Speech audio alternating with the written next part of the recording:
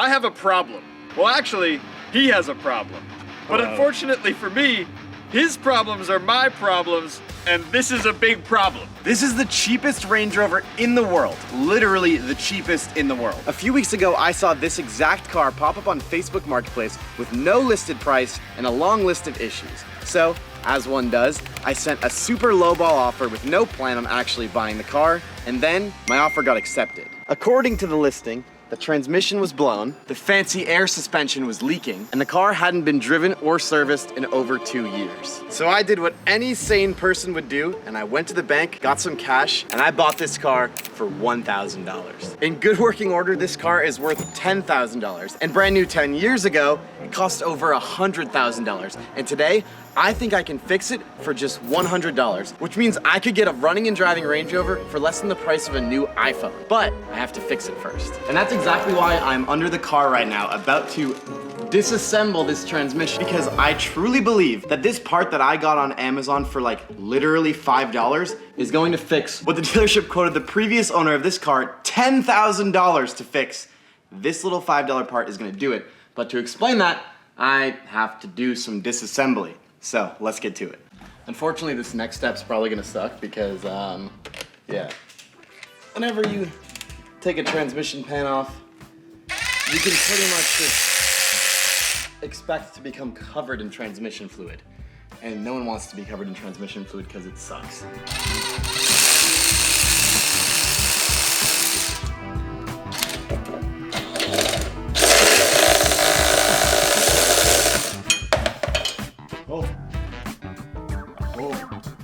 Thank God, didn't lose that.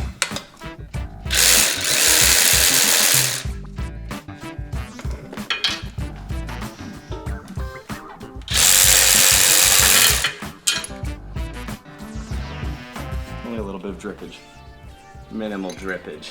I'm kind of working my way backwards.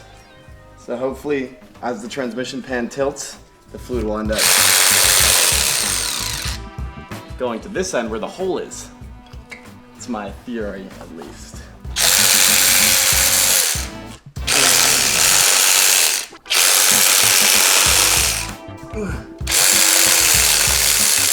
There's a lot of bolts holding this on also. Like, so many bolts. Seriously, so many bolts. But I do think my theory of it draining out is working. You know, after 3 years of doing YouTube working on cars, I feel like I'm starting to learn things. Sometimes. I'm a genius.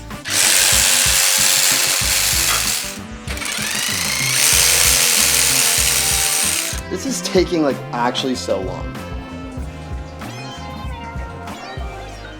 Transmission pan out. Look at this. This looks like, wow, yep. July 4th, 2012. This transmission has never been apart. That's pretty cool to see. I'm getting a little bit of transmission fluid dripped on me right now. It's not my favorite thing to get dripped on me.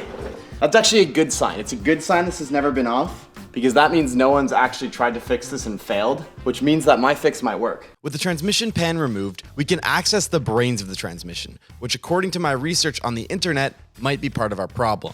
There are a bunch of rubber seals and potential weak points in here that are known to cause the symptoms that this transmission is showing, which is major slippage. The only thing that's actually stopping this car from running and driving is the transmission. So if this works, technically the car will be roadworthy, but if it doesn't, I might need a new transmission, which is super expensive and would make my great deal into a horrible deal. So let's see what we're working with.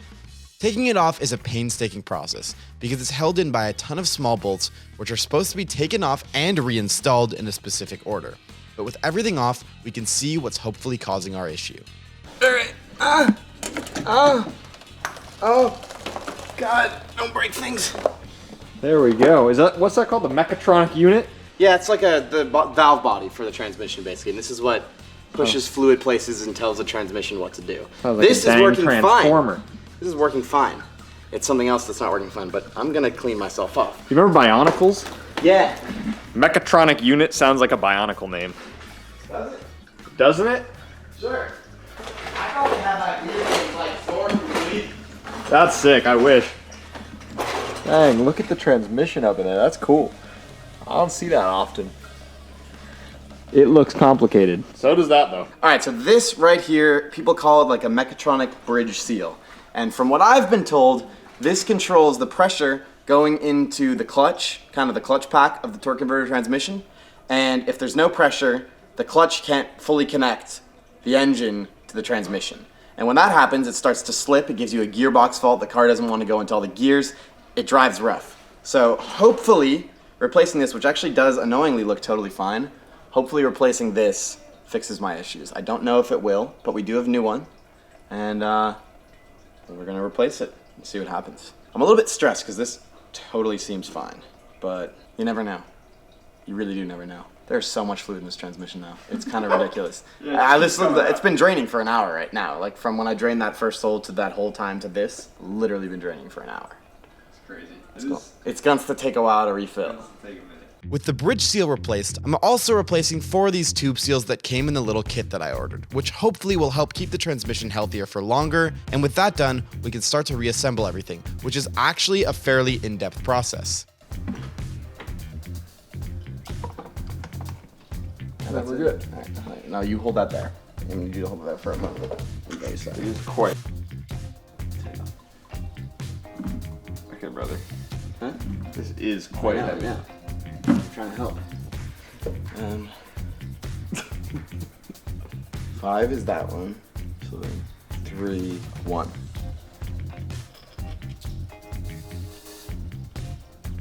I have to put quite a few in first. That goes so 1. So this is, which one did I just do? This one? Yeah. 1. Then 4, 2.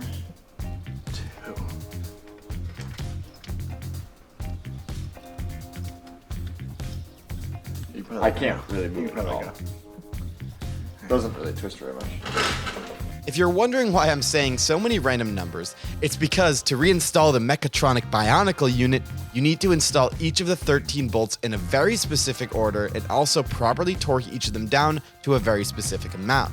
If I mess this up, not only would the transmission likely not work, but I could also damage the new seals that I just put in, virtually undoing all the work we've done so far, so I need to be as careful as possible. With that done, hopefully properly, unfortunately, my complicated bolt torquing is far from over, because the transmission pan has over 20 more that also need to be torqued and installed in a specific order. But after what feels like an eternity of neck strain and double checking, everything is finally all back together. I'm down here sweating now, which is funny because those bolts weren't that tough. It just was a lot of them. But yeah, trans pan is now on, as you can see, which now means I need to fill it up with fluid.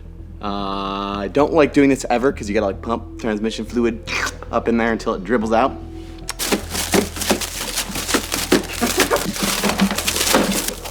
So Will's holding the pump up here, and what we're gonna do is I'm gonna hold the pump, and then we gotta get all these bottles in there, one hand pump at a time. This is gonna suck mega bad. Should we sing a pumping song? Hi-ho. Pump the stuff, we go. Because it's a Range Rover, even just filling the transmission with fluid is a complicated multi-step process. The first being fill the transmission up cold with fluid until it starts to drip out of the side. And this is a big transmission, so it's taking quite a good amount of fluid. It was like a fucking whale breaching. Dude, I feel disgusting right now. Alright, that's We're getting ready enough, to right? feel worse. Like, I'll pull it up. That's enough. For Yep, it sure is. With the first step complete, now we have to do the slightly more complicated part of the transmission filling process. In order to get the correct amount of fluid, we have to run the car on the lift, get the transmission fluid up to temperature, shift through the gears, and then finally add more fluid. If that sounds sketchy and annoying, it's because it is. But as we are shifting through the gears in the air, the transmission seems to be happy. With all the fluid added, now all that's left is to put it on the ground and see if it'll move properly under its own power, or if we're gonna need to buy a brand new transmission. Get after it, dude. Okay, that is a really good sign. Dude, it does reverse now. It happily went in reverse. Before, you had to jam it in reverse and you had to catch it by surprise.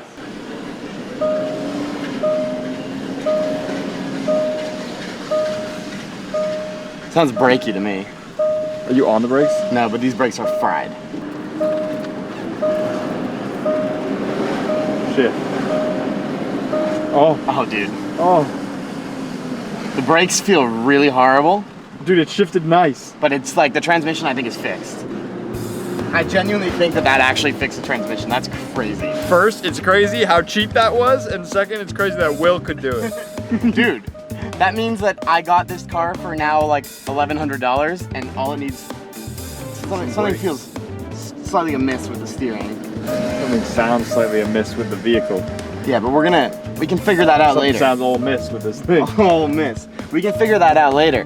Right now, what matters is that my transmission works. I can't believe that worked. Yeah, I actually literally $30 fix. So now I can actually comfortably buy and order and do the real stuff that like the other maintenance and stuff this car needs, because now I know it doesn't need a $3,000 transmission. Dude, that's sick. Knowing that the transmission isn't completely destroyed, I finally feel comfortable enough to order the rest of the parts I need to make the car run and drive properly. One of the main issues with this car is the front suspension. Because this is a 2000s Range Rover, it has air suspension. And unfortunately, both of the front struts are leaking and collapse if you let the car sit overnight. Thankfully, we got some new struts from our friends at Lucky 8, and they weren't super expensive either. Installing them is basically the same as any normal suspension install. There's just an added step of plugging in the airline. With that taken care of on both sides, we should be good to go. But before we test if the suspension can hold air, we need to move on to our next important bit of maintenance. We are now sitting at the back of the car because we're going to start to take the brakes off. You can see how rusty, crusty these old brakes are, and they might put up a fight, but Will's ready to go to battle. We got these new brake rotors from Lucky 8.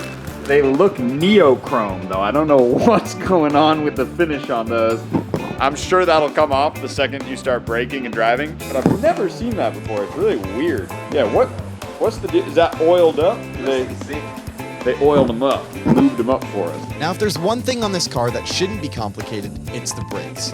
But unfortunately, because it sat for so long, everything is rusted together, and I literally cannot get the brake rotor off the car.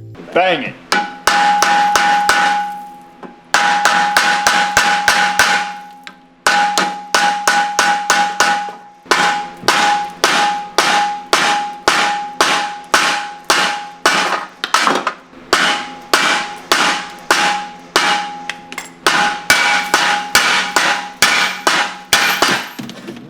My handle broke. That could have been really bad.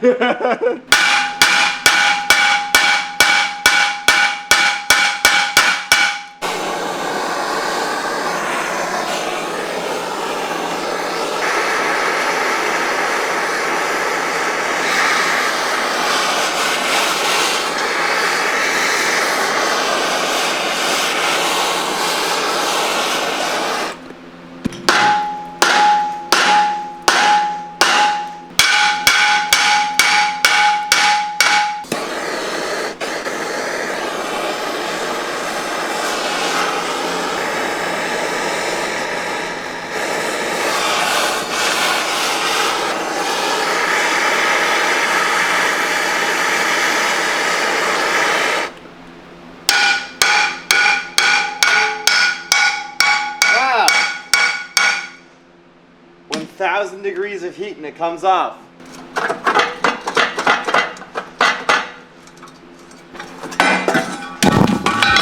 Thankfully, the new rotors go on with ease. And after repeating the process on all four corners, blowtorch included, we can move on to the next fix I want to take care of on the Range Rover. And it's an interesting one. One thing we really need to fix in this car.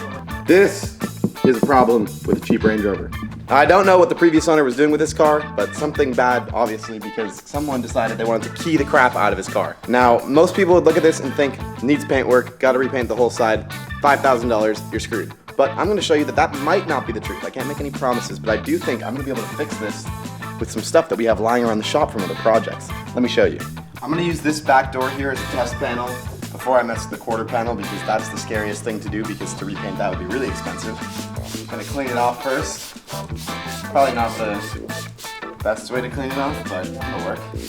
This car sat outside for a long time. Got some rubbing alcohol to really decontaminate the surface.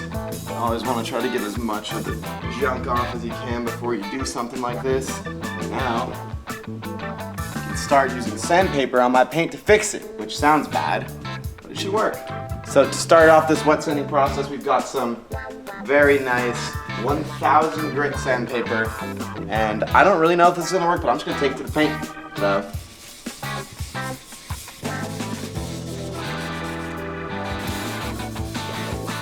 probably get a spray bottle. That's probably a good idea. I couldn't find an empty spray bottle, but I got a new method.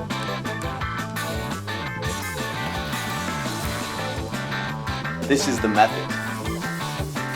To keep it simple, what I'm doing is basically just removing the clear coat that was scratched by some angry person. Even though the scratches looked really bad, a lot of the time you can actually save your paint and your money by doing a little bit of wet sanding. I'm stepping it up in grit as I make passes, going from a coarse wet sandpaper to a fine wet sandpaper slowly but surely. And it actually seems to be working.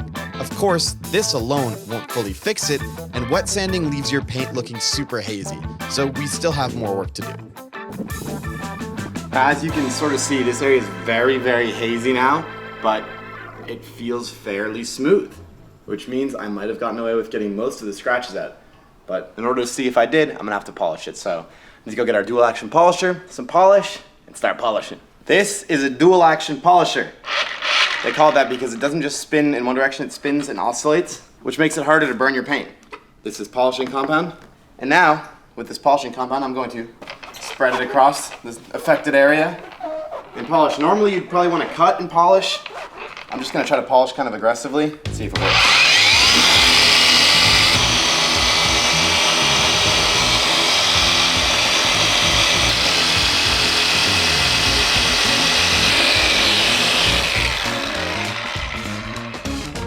Now somehow everything appears to be working decently. So I decided to continue on and do the entire side of the car where it got keyed. And I even added an extra step in my polishing process, which was to do a 2-stage correction on all the affected areas. And well, the results are actually pretty insane. Let me show you. Okay, now look. I am not a professional detailer by any sense of the word, but I'm actually so proud about how this came out. This door looks brand new. If you look really closely in person, you might be able to see like a bit of hazing and like faint outlines of where the scratches were, but look at this. Like, this whole thing was destroyed. And now it's literally like you could never tell it was keyed. This is something that I can say someone could do at home without much like skill or ability. You just need a dual action cutting and polishing compound and some wet sanding paper. But all of that to buy one-time purchase, you could do it to many cars, is way cheaper than paying someone to either repaint or do this themselves. This came out incredible. I'm super proud of this. This is one of the more satisfying things I've ever done to a car. Look at this. Oh yeah, so clean. There was key marks all down here and you'd never know. The previous owner of this car must have really upset someone because there were key marks on the other side of the car as well. But thankfully, they all came out perfectly too. And with that done, we're getting closer and closer to putting the car on the ground and taking it out for a proper test drive. But before we can do that, there are just a couple more maintenance items that we still need to take care of. The car is ready to be dropped to the ground. We're gonna quickly do a battery swap and then we'll really take it to the true test because we have to turn it on and see if the front suspension leaks at all. If it goes up and it holds and we don't hear any air, we should be good. To really know, we will have to leave it overnight, but finally, this thing is getting back on the ground. It's been up here for a little bit and it's gonna look raked right now because the front suspension has no air. That's quite the stance. Dude, she's drag ready, dude. Look at that rake. Oh, yeah. Ready for drag week, dude. With a new battery swapped in and a quick change of the 2-year-old oil that I almost forgot to do taken care of, we can finally get the car on the ground, start it up, and see if everything works. I'm gonna start and see if this goes up and then if it holds there.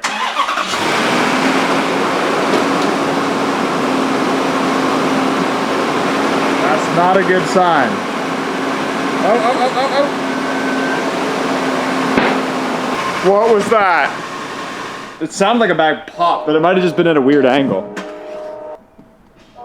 It looks fine. Maybe, Will, you know how they kind of overlap? Maybe it just like caught itself. Okay, so far, besides the weird sound, it looks okay. It's at the proper ride height. You can see it's evened out front to back. But we have to see if it'll actually hold air overnight. Before, it also would do this, and then by the end of the night, it would be on the ground again. So we got to make sure that it's not leaking from anywhere. Hopefully we'll be good. Greetings, Will from the future here. And you know that when I'm here, that usually means that something went pretty poorly. And it did. Right as we pulled the car out, thinking everything was done, thinking we were going to give it a quick wash, a quick clean, and make it look perfect for the outro of this video, things started to go wrong. We noticed that there was a good amount of transmission fluid leaking from the front of the car, and after a little bit more dissecting, which I'll show you right here, it was leaking from one of the lines in the transmission cooler. Now, being me, being a positive guy, I assumed that I could fix it. And it turned out that that might not be possible. So what you're going to be watching now is basically the Range Rover kicking my ass. With no better way to put it, this car was showing me very quickly why people don't like these cars, why people don't like working on them, and why buying a cheap Range Rover might not have been the most brilliant thing I can do. This was not filmed very well. I was so stressed out, me and Jackson both were, and there was a lot going on in the shop that this was getting in the way of. So it's gonna be just a few clips really showing off how bad things were getting. But yeah, that's what's up next for you guys. And if you wanna watch me suffer, stay through. We have some good news at the end. I can show you some cool stuff. But yeah, things will not go well in the next few minutes. All right, so this is the real reason why the transmission was broken. Not the seals that I replaced, this little guy right here. This is a transmission cooler. There's coolant fed into the other side, and this cools all the transmission fluid. And it also leaks. The real reason why the transmission wasn't getting pressure is because it was low on fluid, and that's my honest belief. Those seals might have been bad, it was good to replace them, but we're still losing fluid, and it's because of this.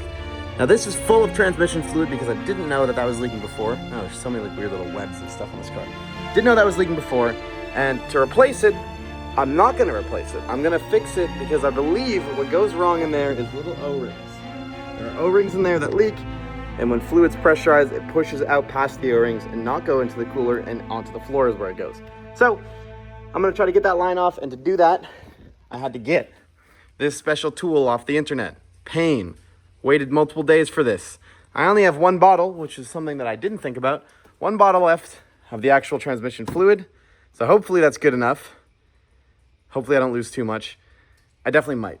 But I'm gonna try to use this to refill the transmission after I lose the fluid. But right now I have to replace those O-rings, and that means probably covering myself in transmission fluid, which sucks.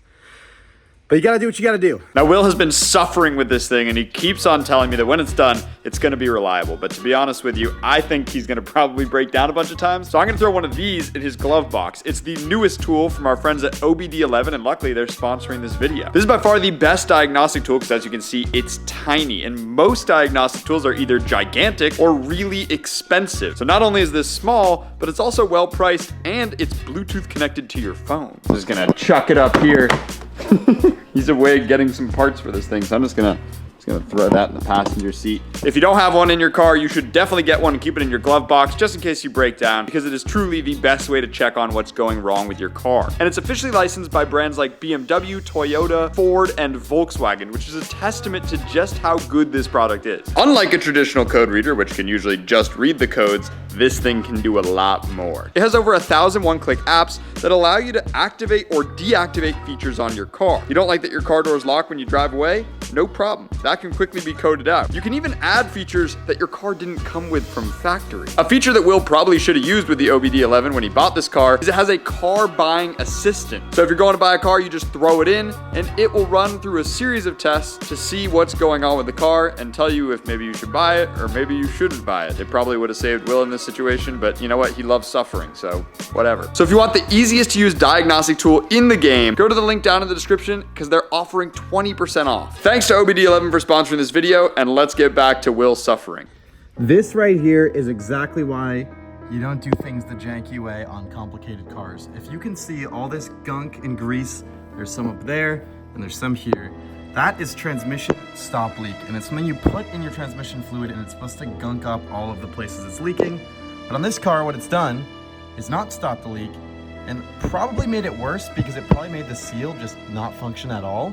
So I am gonna have to spend a while cleaning all this gunk out of here and also replacing. I got this O-ring out. I have new ones here from FCP Euro, and yeah, I'm gonna have to replace those. But I need to get all this gunk out first. And if you can see, there is so much gunk in there. It's disgusting. And I think that's what's preventing us from getting a good seal. So hopefully a new O-ring and some gunk removal does this car wonders. I'm really praying it does because I don't want to have to replace these lines, because to do that, you kind of have to like get deep in the belly of the car, which is not something I would ideally want to do. They go back here, up there and like behind the AC compressor and all sorts of stuff. And apparently it's a pretty involved job, which is not something that I'd like to do. So yeah, I'm gonna see if this works. Yeah. What do you know? I didn't make a good feeling. Remember how this was all supposed to be like not super difficult and I was gonna fix it for the easy way? Well, it turns out to replace the transmission cooler lines, you need to move the AC compressor out of the way to get them out. And it turns out that while you try to do that with the belt on, you break the belt. Now, to remove the belt and to replace the belt, you have to remove all 3 belts. One of the belts is blocked by the fan. It's a clutch fan, pretty standard stuff. The problem is this fan shroud, don't know how you get it off. It's all one big piece around there, which is the stupidest design ever. And yeah, there's just not a lot of room in here. I'm gonna have to remove this, so drain out all the coolant. I'm going to have to remove the fan, which is a total pain, and then I'm gonna have to remove the fan shroud, and then I'll finally have access to all of the belts. I have to remove one belt to get to the other belt. It's a total pain. Complete pain. Why is it like this? Because British people are stupid. Specifically the ones at the factory on the day that this was all put together. Anyways, if you're British, you're not stupid, maybe. But this is stupid. And I'm really upset about this. But it's not that expensive of parts or anything. It's just a lot of extra work. Which, unfortunately, is kind of the case with a Range Rover. But yeah, I'm really tucked in here. I already removed the giant air box with this bull crap that's out of the way. I had to move the table that we normally have here so I can access the front while it's on the lift. Total pain. Total pain. But we're making progress, just really slowly because I have no idea what I'm doing. This is well, you know, you'd think changing serpentine belts would be easy, but this is well beyond my comfort zone. Hey, you! Hey! Are you mildly depressed with no girlfriend? Yeah! You could... Shit, I don't even know where I'm going with this. Yeah! Do you want to own a Range Rover? Not anymore. Well, you already have, and you could feel really miserable all day long in the hot sun. Mm-hmm. All you need to do is try to fix a small thing on it. How does that sound? That sounds great. Where do I sign up? You already have. Come on down to Will's Used Land Rover Emporium. I'll sell you this for $1,400, just so I don't have to look at it again. It's bad. Yeah, it's pretty bad. Yeah, it is. I'm slowly losing it. This is the worst thing ever.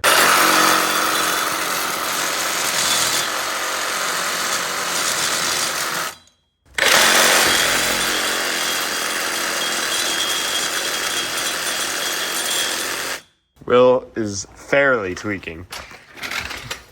That's why he has not been recording. He's just been trying to get these out for literally 2 days. 3 days. 3 days. He knows. He's been keeping track. Well, that helps a Dude, little I bit. got it out, dude. Now it's perfect. Now I'm just gonna cut the other one in half and put it back in. Oh, cool. Yeah, just glue them to each other. Okay, so I might be an idiot. It turns out that even with everything out of the way, it's still physically impossible to get the new hardlines in without basically ripping the front end of the car off. Now, rather than doing that, I've come up with a new solution, which is hire someone that makes hydraulic lines to make me soft lines that can go in there and replace the hard lines that will not fit. I got the old ones out by cutting them. It's been a total pain. So subscribe if you want to really find out, was the $1,000 Range Rover a complete mistake or was it worth it? Should you go buy a depreciated, horrible old luxury car, or should you stick with something a little bit more modern for your daily driver?